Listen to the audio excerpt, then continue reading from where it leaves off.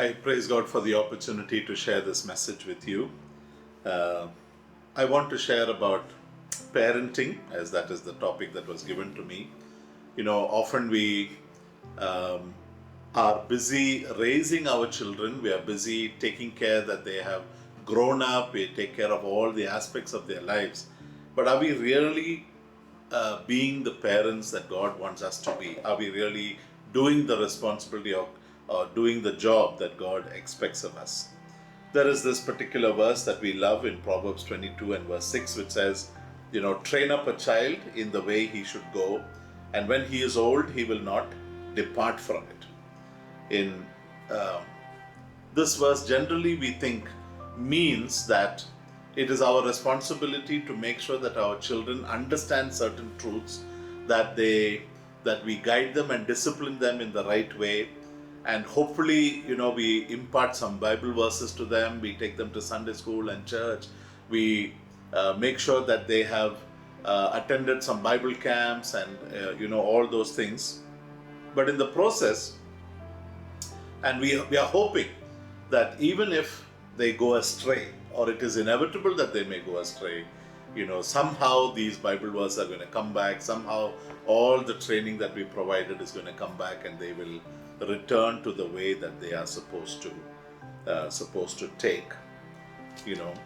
But there is much more that this verse has to talk about than just filling our children with Bible verses. Very often we raise our children the way our parents raised us, and we think that, well, that's the only way we know, right? And we turned out okay, so we are assuming that our children will also turn out okay. But you see, beloved, that's a little legalistic way of thinking. You see, there's a lot of Bible study, a lot of truths that have come out over the last so many years, and even in the realm of raising children, in the realm of child psychology, and also in the way our children have grown up, that we cannot safely assume that just the way we have been raised, that it is okay to raise our children, right? And so we need to be able to understand really how I can raise my child in today's world. It is vital for us to do that, because many good Bible-believing parents have raised their children assuming that they are doing the right thing, but our children have fallen away. Our children have walked away from the Lord for some reason or the other. Listen to the amplified version of this verse. Train up a child in the way he should go, in keeping with his individual gifts or bent, and when he is old, he will not depart from it. In keeping with his individual gifts or bent. It is important for us to discover who our child is. The Bible teaches us that children are a blessing, a heritage, an inheritance from the Lord. That means they are not given to us as a privilege, they are given or as a reward. But that word reward sometimes is mentioned in a few verses, but that's not the English intention. What it means is they are given to you as a stewardship. Children are given to us for a short time, and God is calling us to do the best that we can, understanding what is His intention for that child.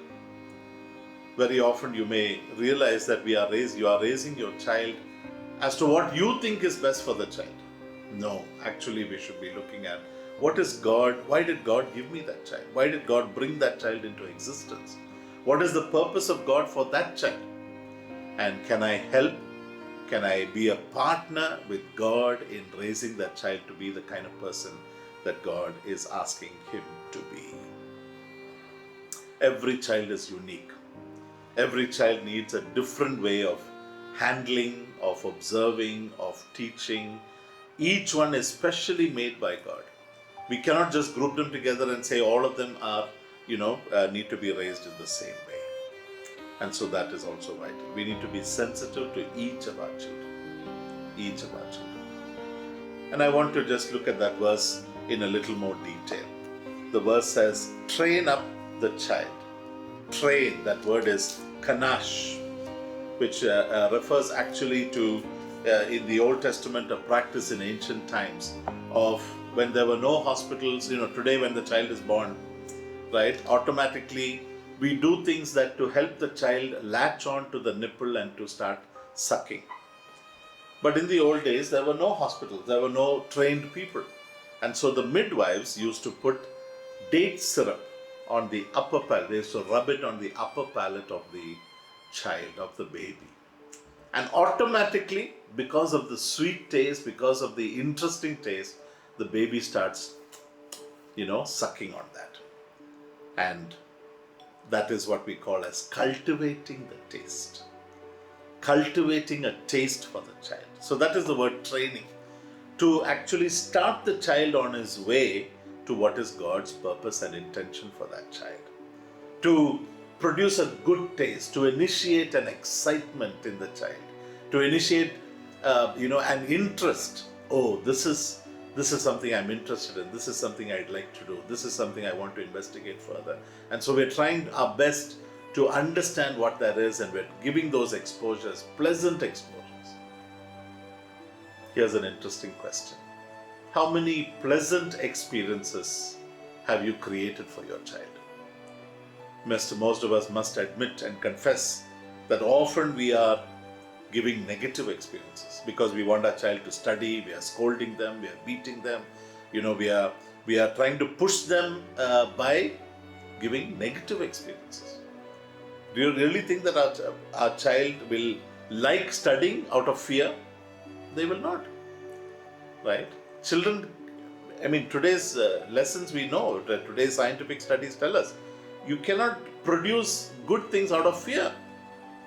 It has to come out of interest. It has to come out of excitement. They must have an experience in that, and they will be more and more excited. So it's about the words dedicate, inaugurate. These are the words that can translate into kanash. But you make it exciting for the child. And for that, we need to have a dialogue with our children. We need to understand. We need to observe our children from the day they are born and how they go through those milestones. What are the things that they take an interest in? That is how we understand, okay, my child may be interested in this. Give them a little bit of, good things to initiate. And then you are able to help them understand what is it that they are good at. I'm not saying that discipline is wrong. We're going to talk about discipline. But to develop that interest in what the child is meant to be doing in the eyes of God, right, we need to be able to create that good interest. Train up a child. Train up a child. What is that word child? The word is lana'ar. Lana'ar. In 1 Samuel 4:21, that word lana'ar is used for Ichabod, a newborn baby. In 1 Samuel 1:27, it is the word lana'ar is used for Samuel, just weaned. Right? Hannah had just, when she had weaned him, she brought him. That's the word, she brought the boy, lana'ar. Genesis 21:12, that word, same word, is used for Ishmael when he was a teenager, about 15 years old. Genesis 37:2, that same word lana'ar is used for Joseph as a youth at about 17 years. And in Genesis 34:19, it's used of Shechem, a young man about to be married. That means, beloved, that this word, the child that God has given to us, there are different stages at which we provide training at different levels. So long as the child lives under the authority of the parent, whether he is a newborn or whether he is a young man about to be married, I am responsible for the gifting of that child. I am responsible for the encouragement and the motivation that I must provide for that child. And I make that child, I make the things of God palatable for that child. I make that child excited about coming to church, about reading the Bible, about prayer. I have to make it interesting and exciting. And that requires a lot of effort on my part. And that means, beloved, that we have to give time for our children. Throughout their lives, we should be spending time. Many of us are very good at workaholics, and we become being workaholics, and we give the excuse, I'm working so hard for my family. That is an Asian culture, that we live Indian culture that we live and we work hard to the bone, and we assume that we are doing it for our children. Yes, that is good. But in the process of working hard, of struggling to make a living, of building up cash reserves, having a nice house, having good experiences, don't forget to spend time with your children. Don't forget to spend time with your children. They are given to us only for a short time, right? And this is something that I say to parents as they bring their children to school for the first time at the age of 5. I tell them that you actually have only up to the age of 12 or 13, for up to which time your child actually respects you as a dad or a mom. They respect your opinion. They respect when you say something to them. In the teenage years, from the age of 13 onwards, what their friends tell them is more important than what you tell them. You will always hear this counter argument, but my friend said it like this. But in my friend's place it is like this. But my friend told me like this. You see, their friend's opinion is more valuable to them than yours. That means you have a short time to influence your children. And very quickly the time will come when your child has to leave the house, either for education or for marriage or for some other reason. And that the way you can influence them is limited. And so, beloved, we need to be able to make sure that we spend time with our children.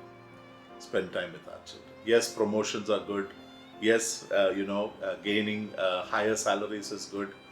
But when it comes at the cost of spending time, and particularly I want to talk to fathers, who are away from your family, be very careful about that. Be very careful. There is great damage and disaster for families and children who have no fathers at home. Don't assume that somehow God will take care of your family just because you are away from your family. No, that responsibility is upon you. God has given your children to you to take care, right? And it is up to us to spend time with them. It's up to us to call them. Make deliberate times during the day, during the week, to spend time with your children and help to give input into the lives of your children. The third word that we talk about is in the way. Train up your child in the way. What is that? What is that? The word is derek. Derek. In Proverbs 30 verse 18 and 19, that same word is used, the way. Proverbs 30 verse 18 and 19, it says like this, right?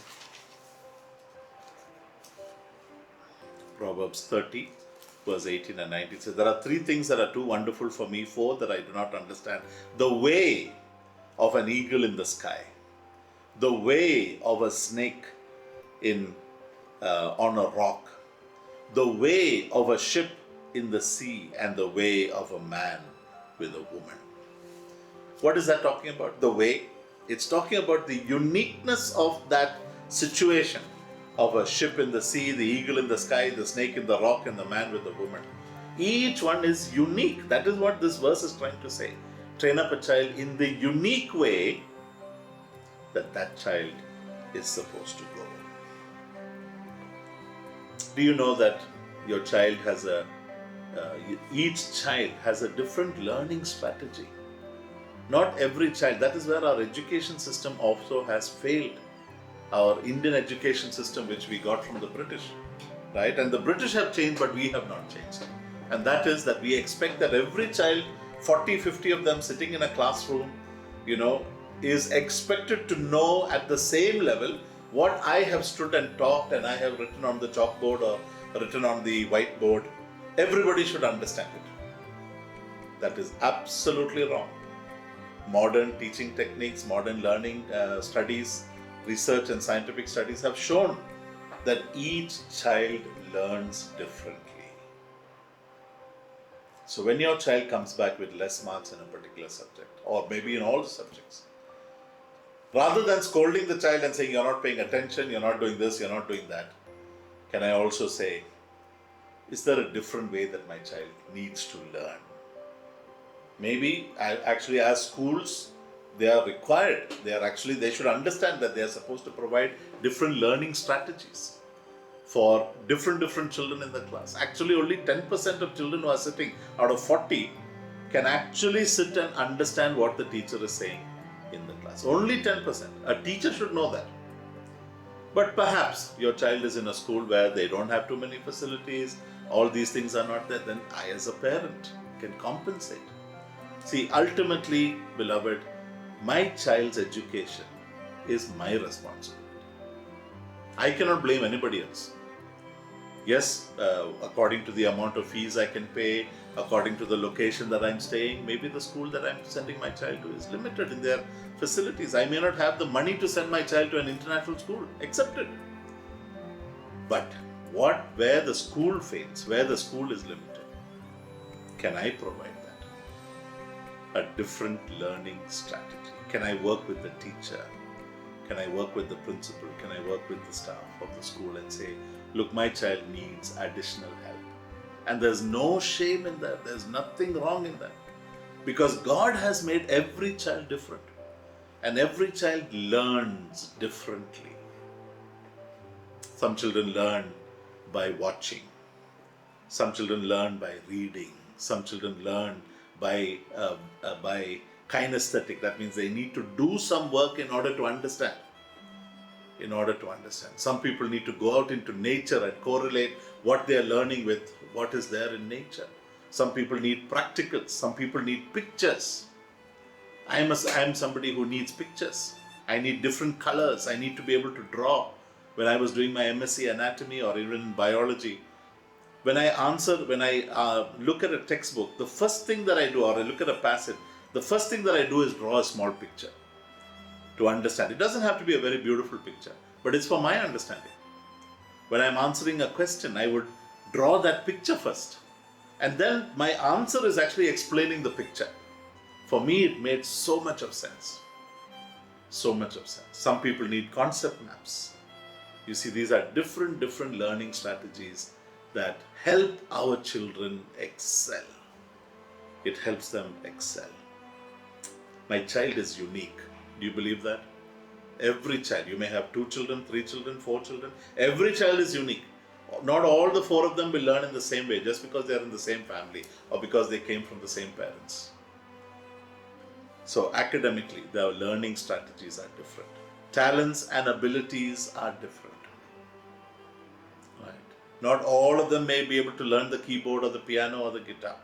But each one may have an interest in something else. We should be able to, as much as we can, give that facility. Don't force it, right, on one particular instrument on everybody. What about sports? What about arts? Culinary. There are so many things that I can encourage my child in. Give them that exposure and let us see what is it that motivates them. That's what this is saying. Train up a child in the way. God has put, that's what the Bible is saying. God has put an interest in particular things in that child. And now it is up to me to understand what that is. You pray and ask the Lord, help me to bring out what is my child's interest. What is it that my child loves to do? What is it that gives them excitement in their life? For each child, it is different. In the Bible, we read of siblings. Cain and Abel, completely different, even though they were the first siblings, right? They were completely different from each other. Look-wise, character-wise, career-wise, professionally, they were completely different. Jacob and Esau, twins, and yet different in their personalities, different in their characters, different in their outlook, different in their behaviors. That is God's design in my child's life. Do you believe that? Psalm 139 tells us about how God created us. And I want you to read Psalm 139 with your child in mind. Right? Look at what the psalm is talking about my child. Oh Lord, you examine my child. You know my child. You know when she sits down and when she gets up. Even from afar, you understand her motives. See, we don't know many things about our children. What is going on in their mind, we don't know. God knows.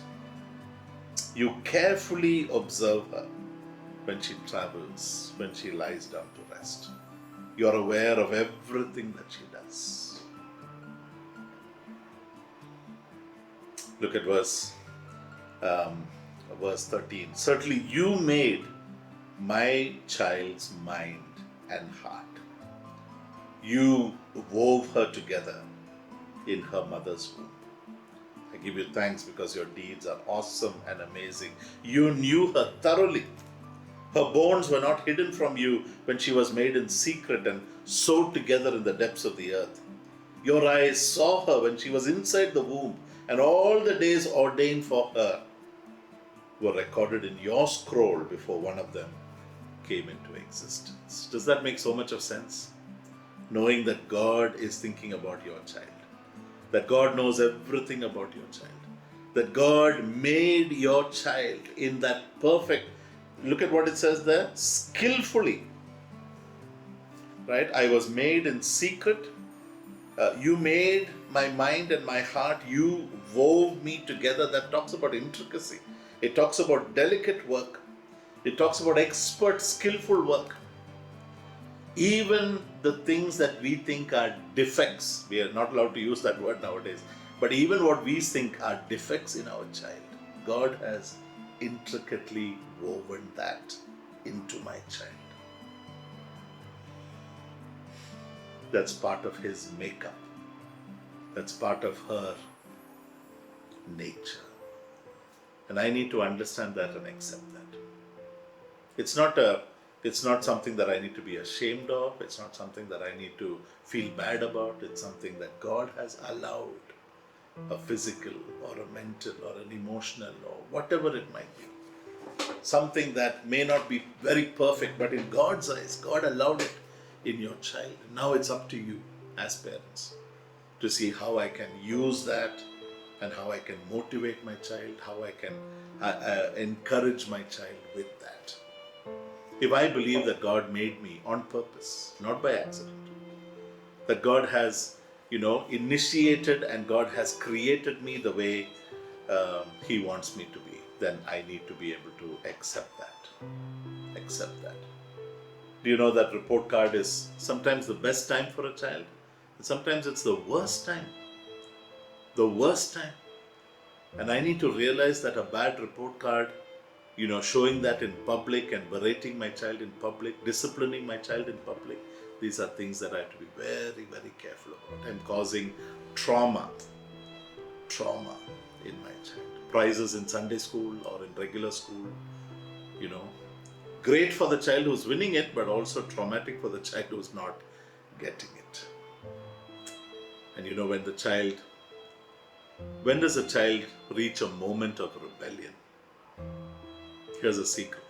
When does your child rebel against you? Then that child realizes that nobody really knows me in this world. Nobody really has given me a chance. Nobody has given me an opportunity to be myself. That's when the child rebels. When the child is old, when the child reaches adulthood, that word again there is, when the child has hair on his chin, that's actually what that word means. When he is old, when he's able to stand on his own, when he is able to take responsibility for his decisions. By the time the child has reached that point, you have actually invested in him. You've actually blessed him with the knowledge, the experience, the makeup, you've made exciting experiences in life so that when he is old, he has understood, this is my purpose. This is why God made me. This is the place that God is keeping me. This is what I'm meant and created to do. And he will love it. He will relish it. He will love to be in that place. He will not abandon it. It is my responsibility to lead my child to faith. It is my responsibility to share the gospel with my child. It is my responsibility to encourage my child in the things of God, not anybody else. And by the help of the Holy Spirit, we bring, our child into salvation, into maturity. Let me end by saying this. I took a piece of plastic clay and idly fashioned it one day. And as my fingers pressed it still, it moved and yielded to my will. I came again when days were past. The bits of clay were hard at last. The form I gave it still bore. It still bore, but I could change that form no more. I took a piece of living clay and gently formed it day by day, and molded with my power and art a young child's soft and yielding heart. I came again when the years were gone. It was a man I looked upon. He still that early impress wore, and I could change him nevermore.